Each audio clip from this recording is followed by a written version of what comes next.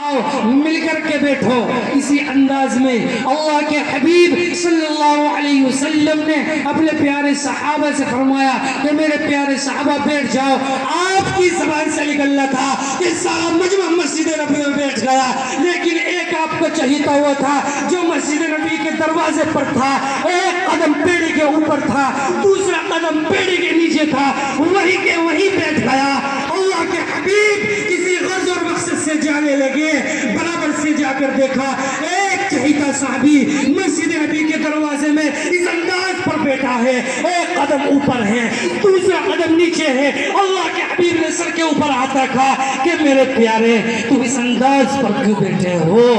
آپ اوپر ہو کر کیوں نہیں بیٹھے یا نیچے ہو کر کیوں نہیں بیٹھے؟ انسان جب بیٹھتا ہے تو برابر حصے میں بیٹھتا ہے کہ نہیں؟ وہ پیارا صحابی کیا کہتا ہے؟ گردن جھکا کر کے کہتا ہے اے اللہ کے پیغمبر، جس وقت حضرات صحابہ کو اور مجھے آپ نے بیٹھنے کا حکم دیا، میں اس انداز پر تھا، میرا ایک قدم اوپر تھا، دوسرا قدم نیچے تھا. اے محبوب، اگر آپ کی زبان سے، اے محبوب، اگر آپ کی زبان سے نکلا ہوا کلام آپ کی زبان سے نکلنے کے بعد میرا قدم اوپر ہو جاتا یا اوپر والا قدم نیچے پڑ جاتا، ہو سکتا تھا کل قیامت کا دن ہو، میدان محشر ہو، رب ذوالجلال سوال کر بیٹھے کہ میرے محبوب نے بیٹھنے کا حکم دیا تھا، تم نے قدم آگے کیوں بڑھایا؟ اے میرے پیارے نبی، جس وقت میں نے آپ کی زبان سے نکلا ہوا پیغام سنا، میں جہاں تھا وہیں کے وہیں بیٹھ گیا. اللہ اکبر. حضرت ابو دردہ، ایک صحابی جن کا نام حضرت ابو دردہ ہے، اکڑو بیٹھے ہوئے ہیں. اللہ کے حبیب نے فرمایا اے پیارے ابو دردہ، تو اس بکریوں کے ریوڑ میدان میں کیوں بیٹھ گیا؟ جواب یہی ملتا ہے اللہ کے پیغمبر، آپ کی زبان سے نکلا ہوا میں نے پیغام سنا، میرے دل نے گوارا نہیں کیا، میری حیا نے مجھے اجازت نہیں دی کہ ابو دردہ تم ایک قدم بھی آگے بڑھاؤ. میں جہاں تھا وہیں کے وہیں بیٹھ گیا. اطاعت کا مادہ یہ تھا حضرات صحابہ اکرام میں، اسی لیے تو آسمان سے براہ راست مدد آیا کرتی تھی. میں اور آپ کریں گے تو کچھ نہیں. مدد کی امید ایسی ہے کہ کہیں کسی پر ظلم ہونے لگے تو افسوس میری اور تیری زبان سے نکلتا ہے کہ ہم تو اللہ والے ہیں، ہم تو مسلم ہیں، ایمان والے ہیں، اللہ کی مدد کیوں نہیں آتی؟ اے میرے پیارے مسلمانوں، میں آپ سے یہ کہتا ہوں، آج ہم نے اللہ کے حبیب کی سنتوں کا جنازہ نکال رکھا ہے، صبح سے شام تک نہ جانے کیا کیا خرافات ہم کرتے ہیں. حضرت حذیفہ ابن الیمان رضی اللہ تعالی عنہ دوسرے ملک میں ہے، ملک فارس پر سفر آپ کا ہے، بادشاہ کا دربار ہے، دسترخوان بچھا ہوا ہے.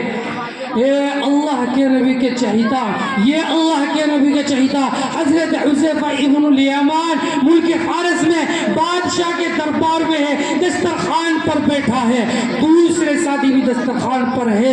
ایک لقمہ چھوٹ کر نیچے گر جاتا ہے، حذیفہ اس گرے ہوئے لقمے کو اٹھا کر کھانا چاہتا ہے. ایک ساتھی ہاتھ پکڑ کر کہتا ہے کہ حذیفہ یہ مدینے کا دسترخوان نہیں ہے، یہ مکے کا دسترخوان نہیں ہے، یہ ملک فارس کے بادشاہ کا دسترخوان ہے. اگر تم ایسا کرو گے تو ہماری بے عزتی ہوگی، یہ لوگ اس چیز کو اچھا نہیں سمجھیں گے، یہ لوگ اس چیز کو برا سمجھیں گے. حضرت حذیفہ ابن الیمان نے اپنی زبان سے کہا اترک سنت حبیبی لہؤلاء الحمقاء، کیا میں ان بے وقوفوں کی وجہ سے، یعنی ان بادشاہ کے درباریوں کو بے وقوف کہا، اور کہا کیا میں ان بے وقوفوں کی وجہ سے اپنے پیارے حبیب کی سنت کو چھوڑ دوں گا؟ میرے پیارے رسول کی سنت تو یہی ہے، ہاتھ سے لقمہ گرے تو دسترخوان، اسی لیے تو سنت ہے. آئے افسوس اس مسلم قوم کے اندر سے سنتوں کا جنازہ نکل گیا، اور پھر بھی اللہ کی طرف سے براہ راست برسنے والی امداد کو آنکھوں سے دیکھنا چاہتے ہو، براہ راست آسمان سے امید لگائے بیٹھے ہو. میرے پیارے مسلمانوں، یہ امت تو وہ تھی جس راستے پر چلتی تھی، اس راستے پر اگر کوئی کانٹا، کوئی پتھر پڑا ہوتا تھا تو اس کو صاف کرتی تھی. करती थी, रेल भी अगर रास्ते से गुजरता और कोई पत्थर पड़ा होता तो उसकी ज़बान पर यह होता था कि शायद यहाँ से कोई मोहम्मदी नहीं गुजरा। अगर कोई मोहम्मदी गुजर जाता तो रास्ते में पत्थर ना मिलता, रास्ते का कांटा ना मिलता। हाय अफसोस, हमने तो दूसरों के रास्ते से कांटों को साफ किया है, आज हमने अपने रास्ते में खुद कांटे बिछा लिए।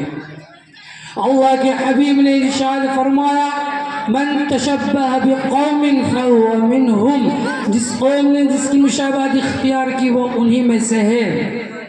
मुसलमानों, मेरी ज़बान में तलखी ज़रूर हो सकती है लेकिन अंजाम बहुत बेहतर होगा। अल्लाह तबारक व तआला मुझे भी और आपको भी अमल की तौफीक दे दे। मेरे प्यारे मुसलमानों, जिस नबी ने अपनी सारी ज़िंदगी मेरे और आपके लिए रो रो कर गुजारी है, 40 साल में नबूवत पाकर 63 साल में इस दुनिया से पर्दा किया है, मैं इन उलमा की मौजूदगी में ये कहता हूँ, मुझे बहुत किताबें पढ़ने का और उस्तादों की ज़बान से सुनने का मौका मिला है। आपकी 23 साल जिंदगी में एक रात भी कहीं ऐसी नहीं मिलती कि जिस रात में अल्लाह के हबीब ने मुझे और तुम जैसे गुनाहगारों के हक में अपनी आँख से आंसू बहाकर हमारे लिए मग़फ़िरत तलब न की हो।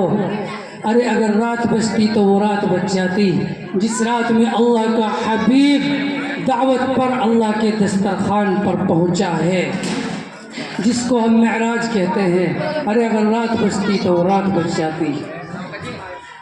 अल्लाह तबारक व तआला कहने सुनने से ज़्यादा की तौफीक नसीब फरमाए।